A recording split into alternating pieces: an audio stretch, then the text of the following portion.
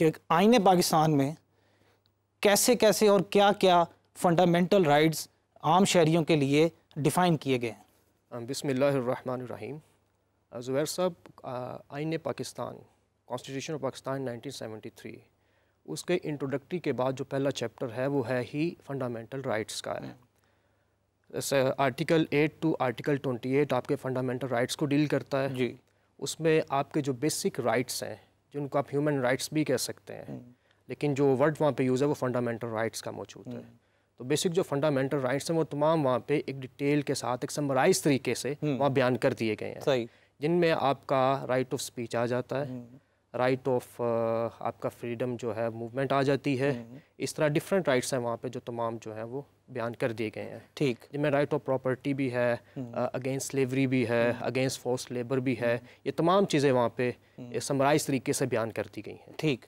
और लगारी साहब ये बताइएगा कि जब किसी भी शख्स का जो शहरी है पाकिस्तान का, वो कॉन्स्टिट्यूशन का सब्जेक्ट है, तो उसका जब कोई राइट जो कि फंडामेंटल राइट डिफ़ाइन किए गए हैं कॉन्स्टिट्यूशन में, जब वो इन्फ्रिंज होते हैं तो वो उसके लिए कौन सी अदालत का दरवाज़ा खटखटा सकता है? जी देखिए, जिस तरह अभी चीमा साहब ने बात की कि आर्टिकल 8 टू 28 जो आईने पाकिस्तान के हैं वो फंडामेंटल राइट्स के साथ डील करते हैं। तो बाकी जितने भी कवानीन बनाए गए हैं फंडामेंटल राइट्स के हवाले से वो आर्टिकल 8 टू 28 को मद्देनजर रखते हुए बनाए। अब मैं मिसाल के तौर पे जिस तरह अब बात है डिग्निटी ऑफ अ मैन, इस हवाले से डेफामेशन के हमारे कवानीन मौजूद हैं और बड़े सख्त कवानीन हैं जो शायद आम लोगों को इतना बेहतर तरीके से नहीं पता। इसमें सर मुख्तलिफ अदालतें हैं। सबसे जो मोस्ट बेसिक चीज़ जो है कि अगर आपने अपनी कोई फंडामेंटल राइट इम्पोज कराना है जहाँ पे आपका इन्फ्रिंज हो रहा है, वो मोस्ट इमीडिएट रेमेडी अगर आप बात करें तो वो रिट की सूरत में हमारे पास मौजूद है।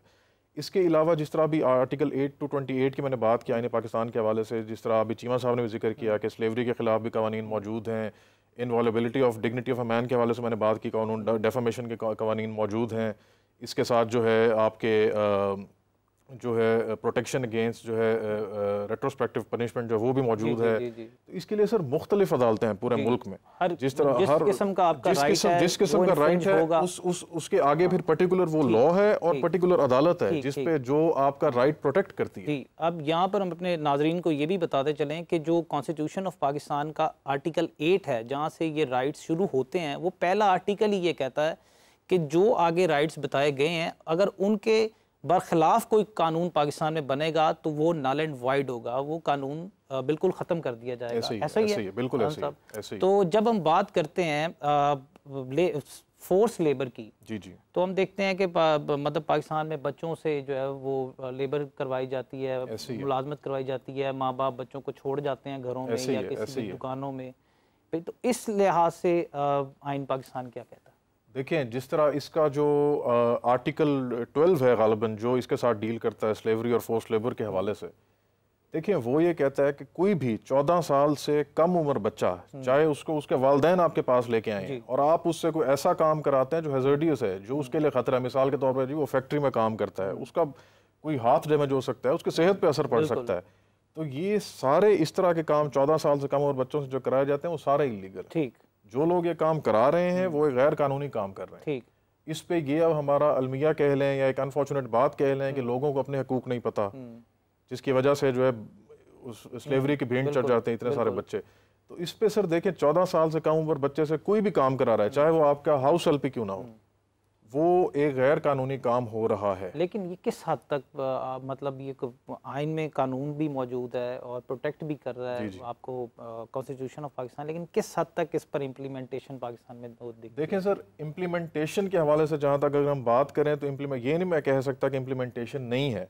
हाँ, ये ज़रूर कहा जा सकता है कि कम है, लेकिन इम्प्लीमेंटेशन नहीं है, क्योंकि इसमें बहुत सारी, आप अगर रिसेंट पास्ट में भी देखें या उससे पहले भी चले जाएँ, बहुत सारी सुपीरियर कोर्ट्स की जजमेंट्स मौजूद हैं जो ख़ास तौर पे कि जो घरों में जो बच्चे काम करने वाले हैं तो जब उनको खुदा न खासा तशद्दुद का निशाना बनाया जाता है तो उस पे सुपीरियर कोर्ट्स की जजमेंट्स मौजूद हैं कि जिसमें जो है जो मुजरिम है जिनको सजाएं भी सुनाई गई हैं। इस हवाले से इम्प्लीमेंटेशन कम ज़रूर है, अब लैक ऑफ अवेयरनेस कह लें या जो भी आप इसको कह लें, लेकिन इम्प्लीमेंटेशन है ज़रूर। ठीक।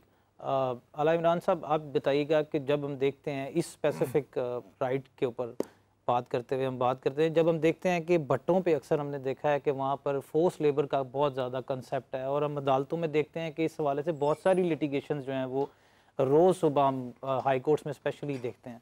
इस हवाले से कुछ आप बताएं। पहले तो इसे इस तरह हम करते हैं कि जो फोर्स स्लेवरी की बात की गई है ये सिर्फ भट्टा मजदूरों की हद तक तो नहीं है।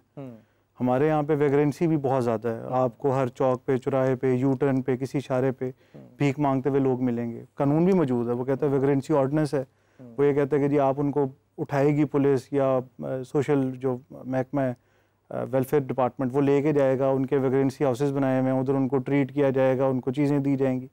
बट उसकी इम्प्लीमेंटेशन के मसाइल आ जाते हैं, फिर आपको ये माफिया के तौर पे भी नज़र आता है। और भट्टा मजदूर भी जो हैं इसकी भी एक सिक्के की दोनों रुख हैं और हमें दोनों को देखना पड़ता है।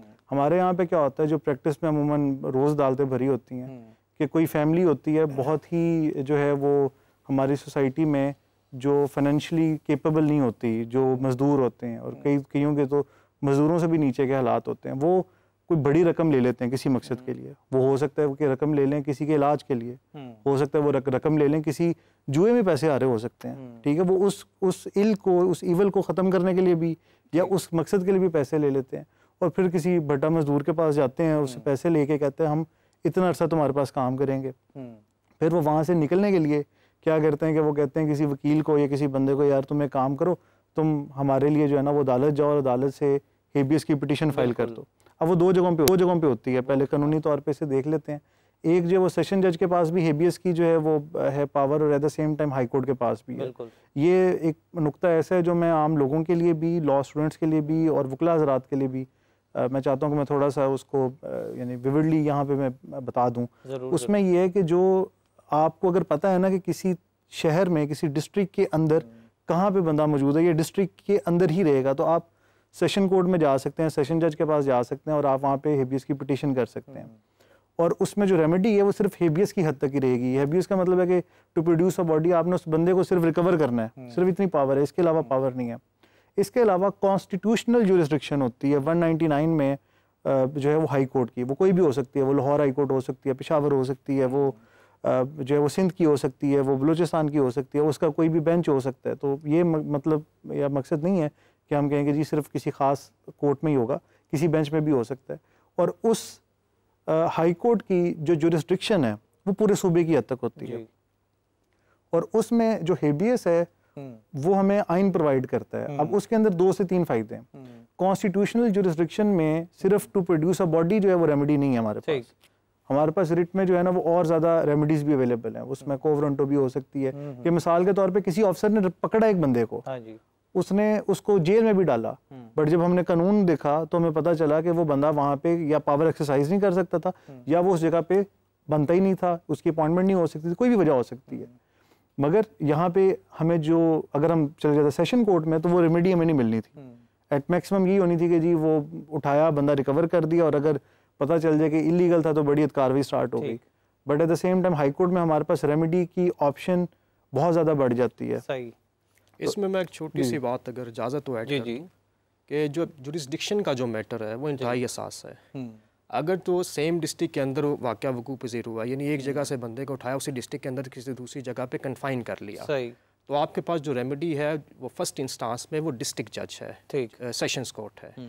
अगर इसमें 2 डिस्ट्रिक्ट इन्वॉल्व हो जाते हैं, फिर एक सेशन जज की जुरिस्डिक्शन अपने डिस्ट्रिक्ट के बाहर नहीं है, सही, वो उससे बाहर ऑर्डर नहीं पास कर सकता, उसके लिए फिर आपको हाई कोर्ट जाना पड़ेगा, क्योंकि हाई कोर्ट की जो जुरिस्डिक्शन है वो पूरे ओवरऑल पंजाब में है। अच्छा, एक